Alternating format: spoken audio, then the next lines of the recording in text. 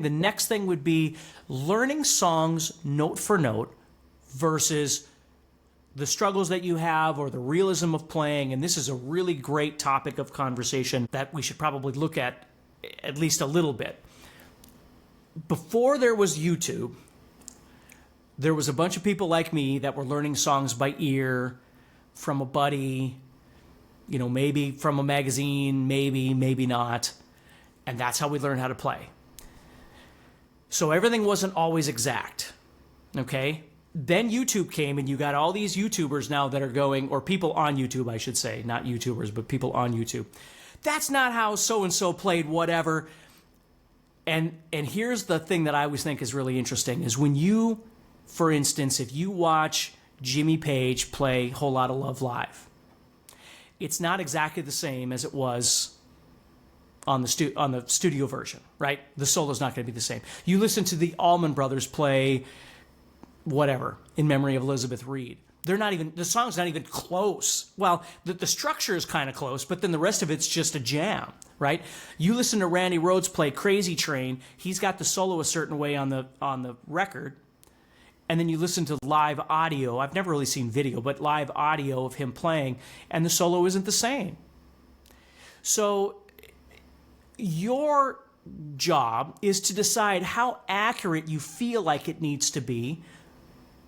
And I'll show you some examples, but, I'm not trying to change the structure of the song. I'm not trying to change the most important elements of the song, but I do need to approach it because I'm a human being, and I'm not Jimmy Page, and I'm not Randy Rhoads, and I'm not, whoever. And conversely, they're not me either, right? We're all different. So that's something to think about. Now, the second thing is positional stuff. So let me start with this. I always use the same example. It's a great place to begin. So if I was playing Paranoid by Tony Iommi, which again, I had played for years before I ever saw Tony Iommi actually play it. Because when you're a kid, how do you see somebody play unless you go see him in concert, right? So I come to find out later, he plays it at the 12th fret. Up there. Okay? Never occurred to me as a kid because when I was learning how to play it, I just went to the 5th string and I learned how to play it there. So you'll get somebody on YouTube that will go, I love YouTube for this stuff. That's wrong. He doesn't play it there. He plays it at the 12th fret. First of all, the pitches are the same. What's most important is how does it feel to you? And how does it look in your brain for memorization to you? Now, Paranoid's a pretty easy example, but as you keep going, it gets more complex with different songs.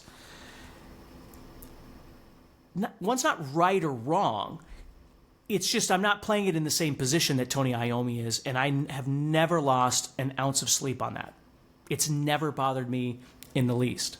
Now, when you watch live videos of other guitar players that Ozzy has had, guess where 95% of them play Paranoid? Right here. So that would mean all of them are wrong too. And again, in somebody's mind, that's fine. In their minds, it doesn't matter.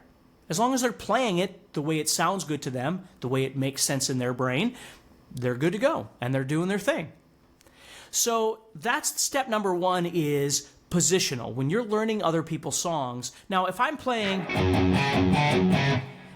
I'm not changing the structure. I'm not doing that, right? I'm not changing it into something else. I'm going to keep the structure the same because that riff is very important. But let me show you something. If I went like this,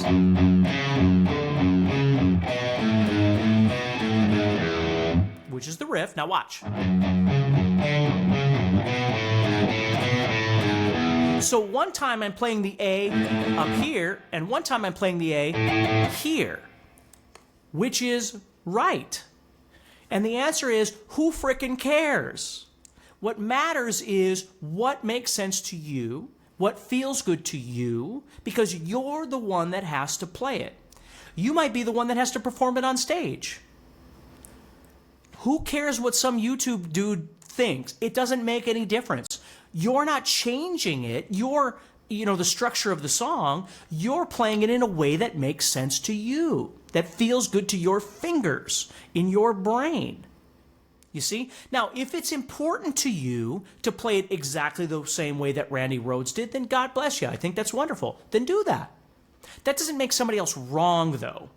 Randy hasn't been here for a long time. And Randy's one of my favorite guitar players on the planet. Okay? I'm just saying, this is music.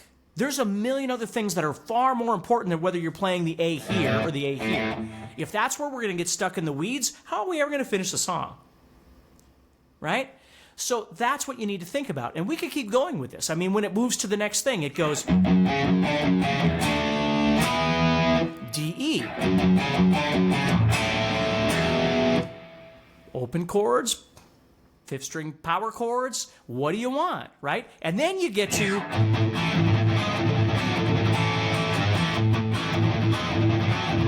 so you got this open A that I'm doing this kind of palm muting. And then somebody will go, well, you know, he does a gallop in the third section of the fourth part of the fifth segment.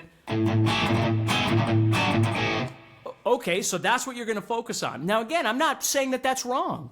What I'm saying is in the real world, when you are a performing musician and you're learning all kinds of songs and you're playing in bands and all these other things, if that's where you're going to get hung up, this is going to be a really tough road for you. Because what's most important is how does it feel to you? How does it look to you? What makes sense in your technique, in your skill set? That's what you need to focus on. If you think it's important to do it exactly the way that the record was, then again, God bless you. I think that's great. That's what you should do. Okay? What I'm saying is you could listen to 10 different versions of Randy playing that, and they're all going to be subtly different. Why? Because he's a human being. And when he was in the studio, it was a moment in time, and he did it away, right? And after he's done the song 500 times, it might be a little different than the way he did it in the studio. He didn't change the structure necessarily, right? He's just changing subtle elements about it. So when you approach songs, I always want you to think about that, okay? I mean, there's a million examples I could give you of this. But ultimately, my point is when you get together with other musicians and jam, if it's going to get that refined to where, you know, well, you should have played it there instead of here on the fretboard, well, again, if you're finding benefit in that, that's great. What I often think is people are thinking that way because they've never, and I can't say this for sure because I don't know everybody, but if you've played in bands before and you've played out or you've toured or something like that, you know that music is somewhat flexible a bit because you're the one playing it, right? If Joe Satriani right now is trying to cover Eddie Van Halen stuff because he's playing with Sammy Hagar, he's obviously not going to play it exactly the same as, he's not the guitar player, he's not the same guitar player as Eddie Van Halen. They're both amazing guitar players, but they're both very different. Just like if Eddie was alive and you asked him to play a Satriani song, it's not going to sound exactly the same. So why is it that we think that that's the goal for us, right? We need to develop us as well. So I'm going to let this go, but I just want you to think about that a little bit in, you know, when you're going through the process of learning songs, figuring out what's most important and why and how you're going to approach that makes the most sense to you. So your execution of that song is as good as it can possibly be in a way that works for you.